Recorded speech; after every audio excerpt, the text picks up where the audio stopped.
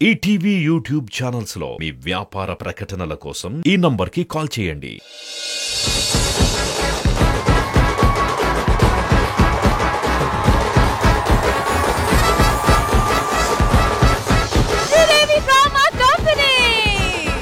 Sridevi drama కంపెనీలో next segment వచ్చి hello ఎంతసేపు ఈ డాన్సులు ఇవేనా పాటలు ఇవేరా మనకి ఏదైనా స్పెషల్ సెగ్మెంట్ కావాలి. బట్ ప్రస్తుతానికి అయితే ఒకటి ప్లాన్ చేసాము. So can we have the properties and the team please.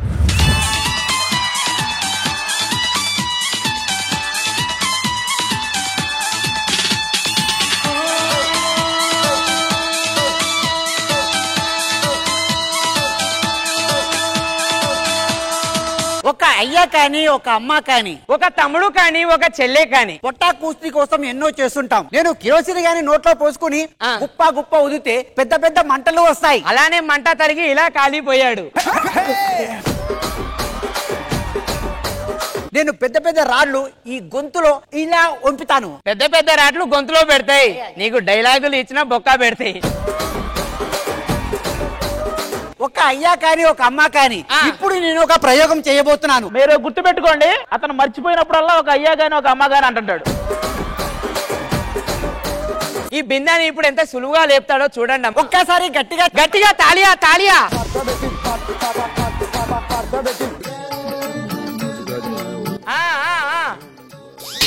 అయ్యో బిందె జారిపోయింది. నీకు కూడా జారింది. ఏది బిందె లే. మాయా లేదు, మంత్రం లేదు, యంత్రం లేదు, తంత్రం లేదు. ఇప్పుడు నరేష్ దగ్గర నేను ఒకటి మాయం చేస్తా. ఆల్రెడీ మాయమైంది, మీరేం మాయం చేయొచ్చు. ఇప్పుడు సైకిల్ తోటి ఒక మాయ చేస్తా నిజంగా. అందరూ చూడండి. ఒక్కసారి గట్టిగా చప్పట్లో కొట్టండి. ఇప్పుడు ఈ సైకిల్ గిర్కా గట్టిగా తిరిగిద్ది, కానీ దీంట్లో ఏళ్ళు పెడితే ఏమైంది? ఇరిగిపోతుంది. అమ్మా చూడండి తల్లి, ఇప్పుడు ఇది ఇలా తిరుగుతుంది. ఇందులో నేను చేయిలు పెట్టకుండా మంత్రంతో ఆపేస్తా. చూడండి.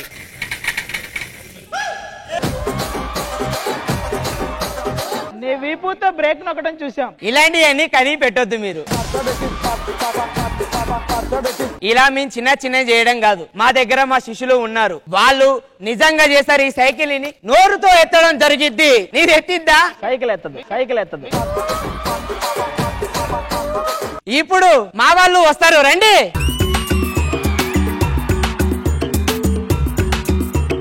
మావాడు ఇప్పుడు సైకిల్ ని నోరుతో లేపుతాడు. ఒకసారి సాంగ్ అన్న గట్టిగా.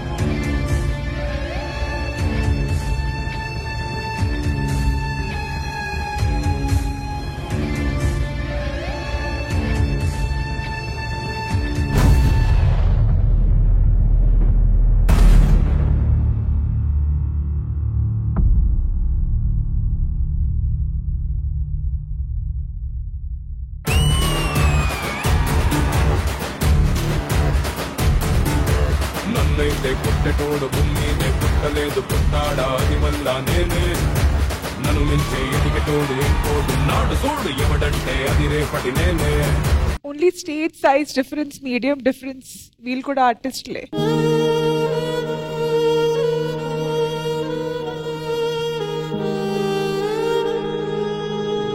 బాధ్యతలు ఎవరికి తప్పదు అనేది this is a clear cut example of this.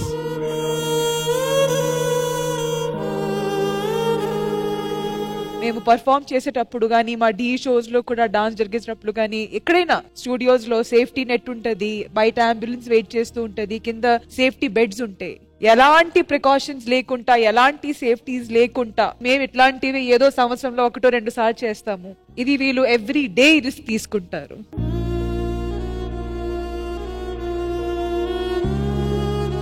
ఇట్లాంటి షోస్ చూసేటప్పుడు ఖచ్చితంగా వీళ్ళకి ఎంతవరకు హెల్ప్ చేయగలిగితే చేయాలి మనం. At the same time encourage కూడా చేయాలి.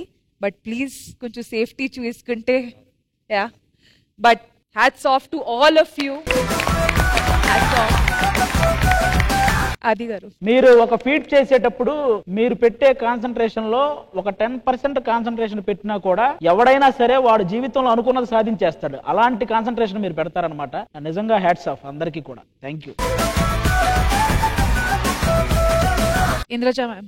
జనరల్ గా పొట్టకూటి కోసం ఇలా చేస్తున్నామని సరదాగా చాలా జోకులు వేసుకుంటాము. నిజంగానే పొట్టకూటి కోసం ఇలాంటి ఒక ప్రమాదకరమైన ఒక పని చాలా జాలీగా ఏమి జరగనట్టు మీరు చేసేసి కిందకి దిగిపోతుంటే మేము మాత్రం అక్కడే ఉండిపోతున్నాం. మేమెవరు ఇంకా కిందకి దిగలేదండి. అసలు మీలాంటి వాళ్ళని చూసినప్పుడు ఈ పాఠాలన్నీ ఒక్కసారి మాకు గుర్తొస్తున్నాయి. నాకు ఒకటి అడగాలనిపిస్తుందండి. మీరు తప్పుగా అనుకోకపోతే అడగొచ్చు కదా. ఈ పిల్లలు అసలు చదువుకోరండి? చదువుతున్నారా? చదువుతో పాటే నేర్పిస్తున్నారా? బట్ పిల్లలు చదువు మాత్రం ఆపేయకండి, ఎట్టి పరిస్థితిలో ఆపేయకండి. అందులో బాగా చదువుతారా వాళ్ళంతా? You have done a fantastic performance all of you అండి. Super performance. వాళ్ళు ఇప్పటి వరకు కష్టపడినందుకు వాళ్ళని ఎంటర్టైన్ చేయడం కోసం, అలాగే మనల్ని ఇంకా మోటివేట్ చేయడం కోసం నరేష్ గారు ఒకసారి తాడు మీద వాడికి ఇంట్రెస్ట్ ఉందంట. ఎందుకంటే ఈఎంఐలకి కొంచెం వాడికి ఇంట్రెస్ట్, నాకు నరేష్ మీద ఇంట్రెస్ట్ ఉంది బాబు. నాకు వాడి ప్రాణం. నాకు నరేష్ అంటే చాలా ఇష్టం. నాకు కూడా. నేను కూడా ఒప్పుకోను. అసలు నేనే ఒప్పుకోను. ఏదో జోక్ గా తీసుకోవచ్చు కదా. ఫైనల్లీ ఏం చెప్పాలి? Once again thank you so much. చాలా నిజంగా థ్యాంక్ యూ.